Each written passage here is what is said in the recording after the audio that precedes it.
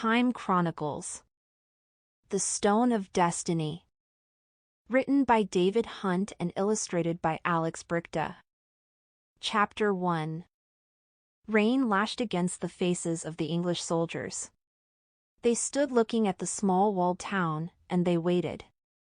Their king, Edward, stood between them and the town's walls. Though he spoke to his army, he knew the people in the town could hear him. A strong leader. That's what people need, King Edward shouted. A king needs to be as hard as stone. Scotland has no such king. Scotland's castles have crumbled before us. Scotland is ours. At the flick of Edward's arm, a line of archers drew their long bows, the arrows aimed high into the sky above the town. The Scottish king is skulking behind those walls, cried Edward. He is ready to give up. But before he does, let us remind him of the power a real king has. The archers released their bowstrings. A swarm of arrows cut through the driving rain, high over the town. From within the town, 1,000 faces looked up as the flight of arrows passed overhead. Amongst them was an anxious king who nervously steadied his crown as he peered upwards. Everyone knew what the arrows meant. It was time for Scotland to give up its king. The townspeople watched as the gates opened. Hidden within the crowd of faces, as the Scottish king stepped forward, were Chip and Kipper. Chapter 2. Minutes earlier, Chip and Kipper had been with the others eating dinner by the fire in the library. Mortlock had made one of his special stews. Interesting, said Chip as he cautiously tried a forkful. What's in it? Bananas, smiled Mortlock. Suddenly the time web alarm went off. Wilf put down his plate. Saved by the bell, he whispered. Tyler looked worried. This is serious, he murmured. 2 dark patches. So, that means 2 different Viren attacks, right? Gasped Biff.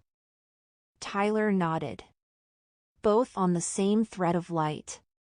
One in Scotland, one in England. But at 2 different points in history. Wilf glanced at the globe next to the matrix. An image of a stone block with a metal ring at each end glowed dimly within it. A block?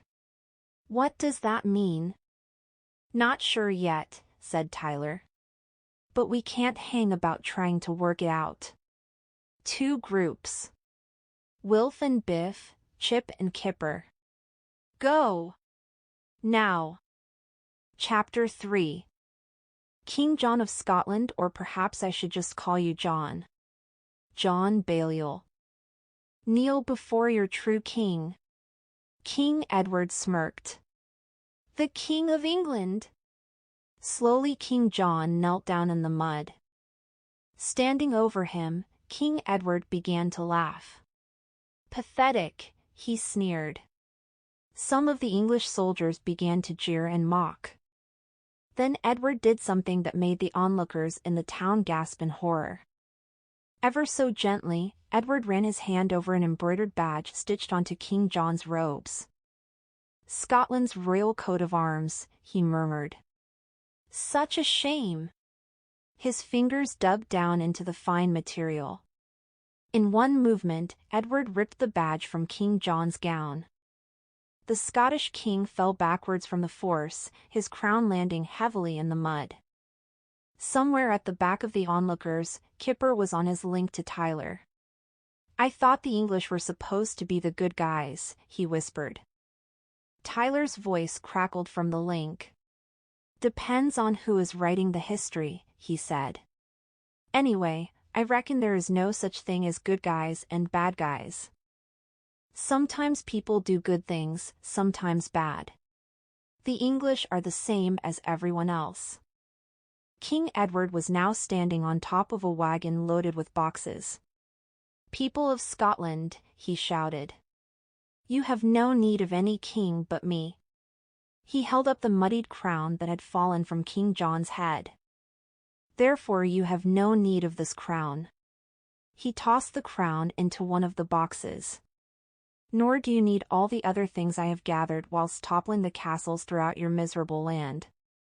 No need for your official documents any more. From a box Edward grabbed a bundle of documents. I have them all. Your records, your laws, and even your history. Like you, they all belong to England now. An old man stepped from the crowd of townspeople. O King! I am old and fear you not. So I will speak my mind. Once your army leaves our lands, we will write new laws. Even make a new Scottish king. Do you think I hadn't thought of that? Laughed the English king. He clambered to the end of the wagon. But how can you crown a king when you no longer have this? He pulled a cover to one side. Beneath was a large, roughly hewn block of stone. I picked it up when I visited your abbey in Scone. It'll look nice in London. A shocked murmur rippled through the townspeople. The stone! He's got the stone of Scone. For a moment, the old man was lost for words. The sky seemed to darken and the rain drove down even harder. Edward looked up, the rain dancing on his craggy face. Don't tell me, he sneered. The sky is weeping for Scotland. The old man found his voice.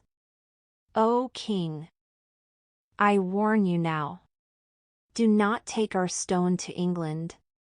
Wherever it rests, a Scottish king will eventually rule. That is its destiny.